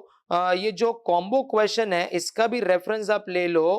क्वेश्चन नंबर 12 के लिए you can refer question number 20 and question number 27। ठीक है, पॉलिसी वाला सम एज ऑलरेडी मेंशन्ड इंपॉर्टेंट है, रेफरेंसेस मैंने दे दिया है। बच्चों ये जो लॉस ऑफ प्रॉफिट का पॉलिसी फाइंड आउट करने वाला सम है, क्वेश्चन 13 तो ऑलरेडी आपके पास होगा। मैं चाहता हूं आप एक क्वेश्चन मेरे साथ यहां पे देखो, क्वेश्चन नंबर 24। ये similar type of some question बहुत बार आया हुआ है एग्जाम में। नवंबर 10 का सम है, जरा एक बार ध्यान दे दो। A trader intends to take loss of profit policy, उसको पॉलिसी लेना है, इंडेमनिटी पीरियड ऑफ 6 मंथ्स। ठीक है, However, he could not decide the policy amount. मैंने ऑलरेडी बताया पॉलिसी अमाउंट कितना होना चाहिए, जीपी के बराबर। From the following details, suggest the policy amount. ठीक है, लास्ट ईयर का सेल्स दिया हुआ है, standing charges in last financial, standing charges मतलब in the absence of information आप इसे फिक्स्ड एक्सपेंस मान सकते हो। Net profit earned in the last year 10% of turnover and the same trend expected in the subsequent year. ठीक है, increase in turnover expected 25%. To achieve additional sales, trader has to incur additional expenses. बच्चों ये additional expenses current year में आएगा। ठीक है, सो जरा ध्यान से देखिए, उसने लास्ट ईयर का सेल्स डेटा दिया हुआ है, स्टैंडिंग चार्जेस है, इंक्रीज इन टर्नओवर दिया हुआ है 25%, मतलब कहना है इसे ये लास्ट ईयर के सेल्स में मैं 25% जोड़ दूंगा तो मुझे करंट ईयर का एक्सपेक्टेड सेल्स मिल जाएगा। ठीक है, इसे मल्टीप्लाई कर दूंगा जीपी परसेंटेज से तो मुझे पॉलिसी का अमाउंट मिल जाएगा। पर इसमें मुझे एडिशनल एक्सपेंसेस जो मैं करंट ईयर में इंकर करने वाला हूं 31 to 50 वो ऐड करना पड़ेगा। करेक्ट है, चलो मैं एक बार आपको ये सॉल्यूशन दिखा देता हूं। क्वेश्चन 24 जरा स्क्रीन पे देखिए बच्चों आप लोग। सबसे पहले कैलकुलेशन ऑफ ग्रॉस प्रॉफिट हो रहा है ये लास्ट ईयर का। ठीक है, क्या मैंने आपको जीपी का मतलब बताया, लॉस ऑफ प्रॉफिट में प्रॉफिट मतलब जीपी, जीपी का एक स्पेसिफिक मतलब है net profit plus insured standing charges. In the absence of information अगर वो खाली स्टैंडिंग चार्जेस बोले तो आप उसे इंश्योर्ड मानोगे। ठीक है, मुझे बताइए ये रहा क्वेश्चन, नेट प्रॉफिट था लास्ट ईयर में 10% और लास्ट ईयर का सेल्स है 45,000। सो 45,000 इंटू 10% करोगे तो नेट प्रॉफिट आ गया 45,000 प्लस स्टैंडिंग चार्जेस दिया हुआ है डिवाइडेड बाय लास्ट ईयर का टर्नओवर 4,50,000, तो आपको लास्ट ईयर का जीपी मिल गया 30%। क्या आपको इस क्वेश्चन में ट्रेंड इन जीपी दिया हुआ है? नहीं, तो लास्ट ईयर का GP is equals to current year's GP. Correct है, turnover of last year 450 increase होने वाला है 25% से, so you will get expected turnover of current year 5,62,000। इसको आप मल्टीप्लाई कर दीजिए 30% से, you will get gross profit expected for current year. अब करंट ईयर का जितना भी आप जीपी एक्सपेक्ट कर रहे हो उसके बराबर पॉलिसी लेना चाहिए आपको। यस, उसमें आप ऐड कर देना अगर कोई एडिशनल स्टैंडिंग चार्जेस आने वाले हो। ठीक है, बिकॉज इसका भी इंश्योरेंस कंपनी इंश्योरेंस दे देगा and you will get answer 2 lakh. बच्चों सिंपल है, ऐसा सम एग्जाम में आता है, फॉर्मेट देख लो आप, जीपी परसेंटेज निकाल दो। कई बार बच्चे अपनी धुंध में रहते, बोलते हैं जीपी डिवाइडेड बाय सेल्स। इस चैप्टर में जीपी का स्पेसिफिक मतलब है ये आप समझना। ठीक है, that is net profit plus insured standing charges divided by sales into 100। Last year का जीपी मिल गया। अगर करंट ईयर में कोई ट्रेंड नहीं है जीपी में, तो सेम जीपी करंट ईयर में एप्लीकेबल हो जाएगा। उस जीपी को टर्नओवर के साथ मल्टीप्लाई कर दो तो you will get current years expected GP, उसमें ऐड कर देना कुछ, अगर एडिशनल स्टैंडिंग चार्जेस आने वाले हो you will get your policy amount. ठीक है बच्चों, ओके। ऐसा ही सिमिलर सम आप देख पाओगे क्वेश्चन नंबर, मैंने ऑलरेडी रेफरेंसेस दिया हुआ है आपको, 34। ये देखिए आप क्वेश्चन नंबर 34 सिमिलर लाइन पे है, आप इसका भी प्रैक्टिस करोगे। देखो बच्चों, सिमिलर सम नवंबर 15 में पूछा हुआ है, ठीक है। लास्ट ईयर का टर्नओवर, लास्ट ईयर का net profit percentage, turnover will increase by 30%, additional expenses in current year 40 to 500, आराम से आपको नंबर मिल जाएंगे। ओके बच्चों, वन मोर सम बच्चों I would like to discuss with you all, question number 21, ये वाला जो होमवर्क में दिया हुआ है। आई एम एक्सपेक्टिंग इवन अच्छा सम है, ड्राफ्टिंग भी अच्छा है, आप इससे प्रैक्टिस करोगे। चलो एक बार मेरे साथ साथ देख लीजिए, यहाँ पे कुछ लॉस ऑफ प्रॉफिट की बातें हो रही है, ठीक है, लॉस ऑफ प्रॉफिट की बातें हो रही है।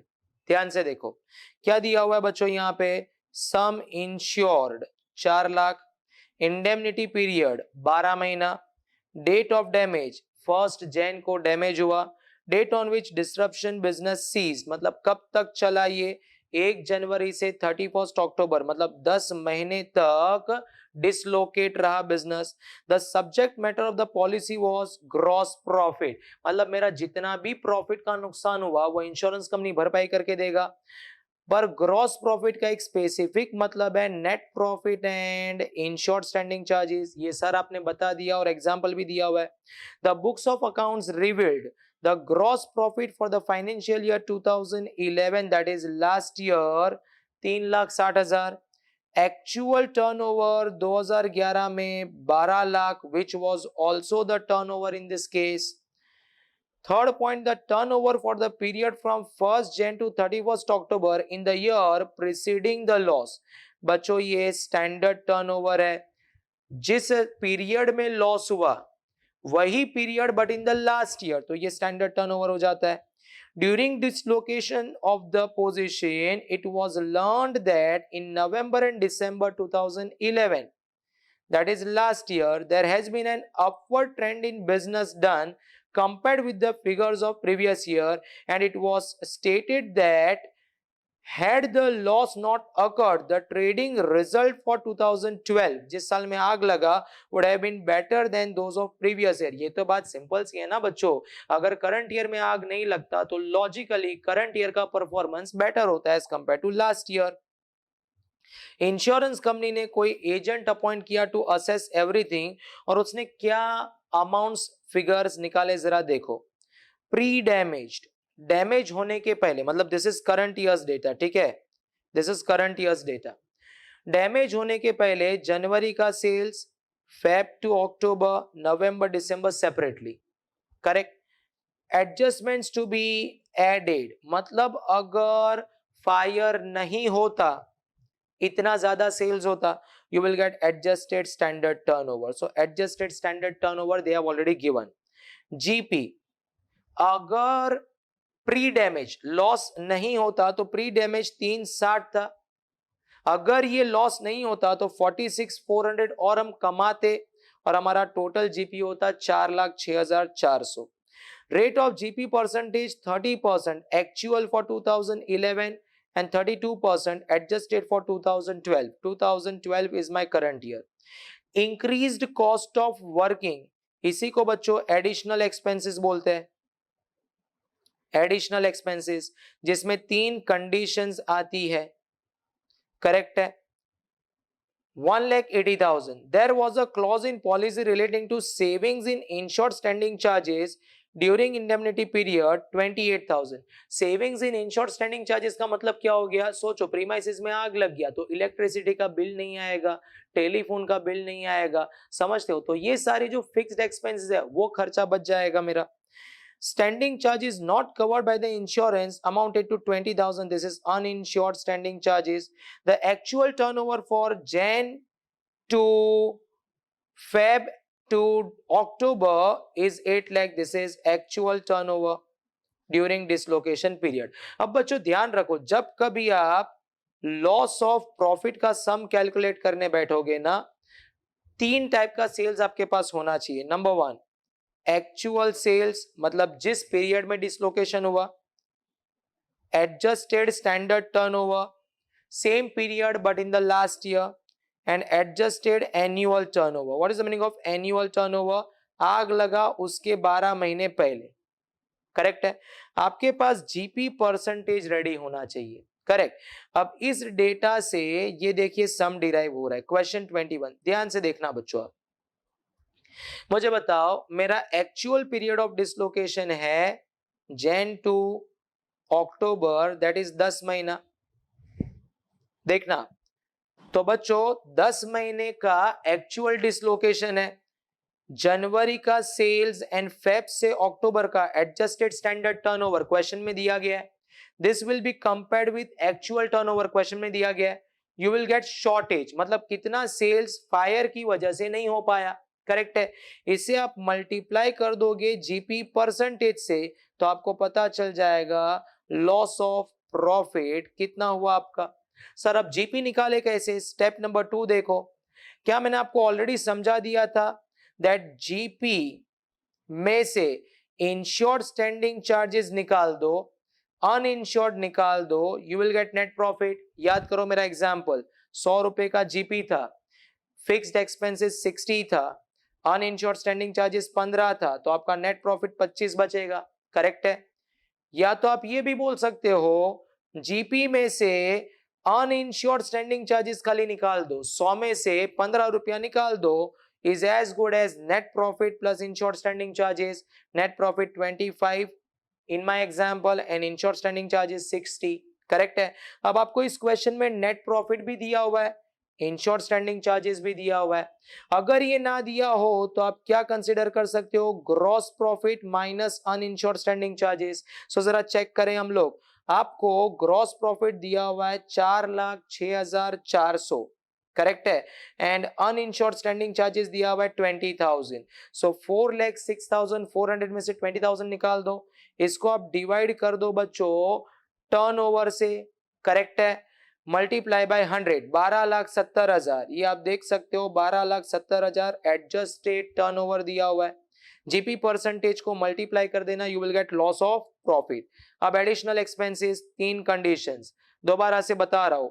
एक्चुअल खर्चा, या तो ग्रॉस प्रॉफिट जो जनरेट किया हो बिकॉज ऑफ एडिशनल एक्सपेंसेस बच्चों।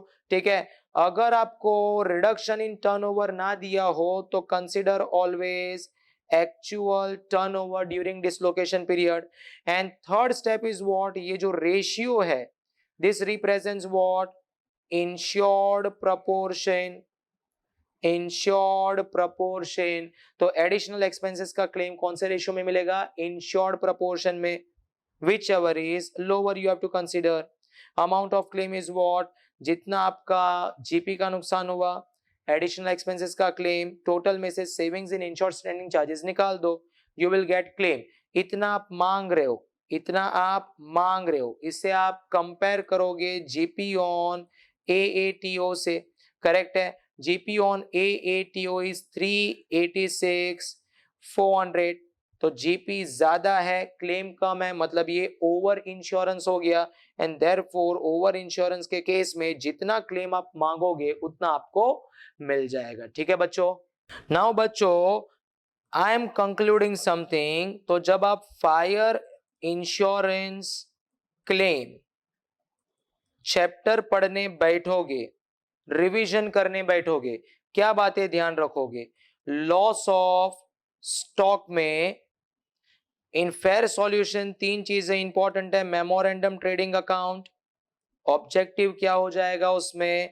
To find out stock on date of fire. Step number 2 loss of stock. इसमें 2 चीजें होगी, नॉर्मल गुड्स का जो भी लॉस हुआ, इवन एबनॉर्मल गुड्स भी आएगा अगर क्वेश्चन में एबनॉर्मल केस है। एंड लास्ट में क्लेम कैलकुलेशन करोगे। क्लेम में you have to take care average clause. Is it clear? ठीक है। इसमें एवरेज क्लॉज इंपॉर्टेंट था जो मैंने डिस्कस किया है।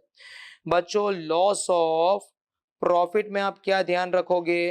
प्रॉफिट का मतलब जीपी होता है, जीपी का मतलब net profit plus ensure standing charges. तो आप पॉलिसी कितने अमाउंट का लोगे? जितना आपका जीपी होगा। बट कैन आई से करंट ईयर का जीपी आपको मालूम नहीं होगा, so you have to take the help of last year. Correct है? लास्ट ईयर में आप एडजस्टमेंट कर देना, you will get current year's GP. जो आप एक्सपेक्ट करते हो उतना पॉलिसी ले लो। बच्चों यहाँ पे you will get claim for two things. Number one, loss of GP, plus you will get claim for additional expenses, because you are incurring this additional expenses because of fire. तो additional खर्चा देना is as good as loss of profit. Additional expenses में बच्चों तीन conditions है। I hope ये तीन conditions का लॉजिक मैंने आपको बता दिया है। या तो आपको एक्चुअल खर्चा मिलेगा, या तो आपने जितना प्रॉफिट कमाया बिकॉज ऑफ एडिशनल एक्सपेंसेस वो मिलेगा, या तो आपको एडिशनल एक्सपेंसेस में इंश्योर्ड पोर्शन मिलेगा which ever is lower. Is it clear? ठीक है, इन दोनों का टोटल ले लो। This much claim you can demand from the insurance company. इसे कंपेयर किया जाएगा जीपी ऑन एएटीओ के साथ। अगर ये अंडर इंश्योरेंस होगा तो average clause is applicable, otherwise over insurance and equal insurance में जितना आप मांग रहे हो उतना इंश्योरेंस कंपनी आपको दे देगा। ठीक है, यहाँ पे ध्यान रखना पॉलिसी कैलकुलेशन के सम बड़े आते हैं। एक तो क्वेश्चन नंबर 13 क्लास वर्क आप ट्राई कर लेना, एंड बाकी रेफरेंसेस मैंने दिए हैं। इवन पास्ट एग्जाम में से मैंने एक सम डिस्कस किया, करेक्ट है। एंड लॉस ऑफ प्रॉफिट के लिए भी एक यूनिक सम मैंने आपके साथ डिस्कस किया क्वेश्चन 21 होमवर्क में से। सो आई होप बच्चों with this entire fire insurance claim chapter, loss of stock में average clause and loss of profit में एडिशनल क्लेम के एडिशनल एक्सपेंसेस के तीन जो स्टेप्स है वो मैंने डिस्कस किए। अच्छे से इतना पढ़ के जाओ, रिवीजन करो। आपको सारी इन एंड आउट पता है, लेकिन इतना अगर आपने पढ़ लिया तो एक ग्रिप आ जाएगा फायर इंश्योरेंस क्लेम चैप्टर पे।